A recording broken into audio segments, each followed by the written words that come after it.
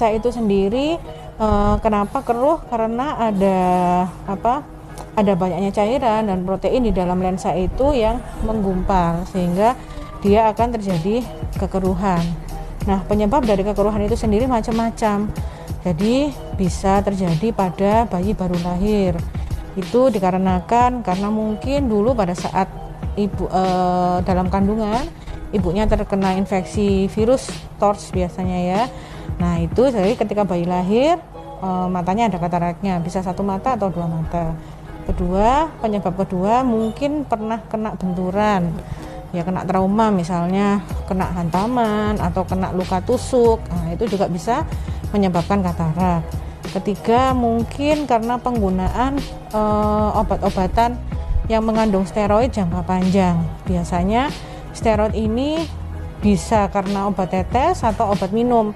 Nah, untuk yang obat minum itu biasanya diminum oleh orang-orang yang sakit asma. Nah, itu seringkali minum obat mengandung steroid ini, atau orang-orang yang gatal.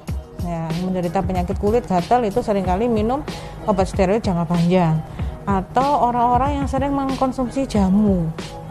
Nah, jamu yang beredar di toko-toko itu seringkali oleh penjualnya memang diberi campuran obat-obat seperti ini gitu. Nah, itu kadang-kadang tidak diketahui ya. Memang ada orang yang pakai, ada yang enggak, tapi seringkali bagi orang-orang yang mengkonsumsi jamu, yang beli yang udekan itu, nah itu seringkali ditambah obat-obat seperti itu, atau penggunaan obat-obat tetes mata yang mengandung steroid dan itu jangka panjang.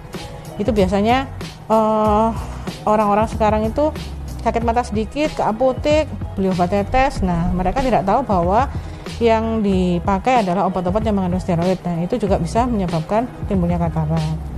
Itu. Kemudian penyebab lain adalah mungkin karena ada infeksi atau radang di dalam matanya, seperti adanya uveitis ya, bahasa kedokterannya itu adalah keradangan di dalam bola mata, itu juga bisa menyebabkan katarak. Atau pasien-pasien yang menderita diabetes mellitus, itu juga dia akan lebih cepat muncul katarak dibandingkan dengan orang-orang yang usianya sama tetapi tidak menderita diabetes mellitus.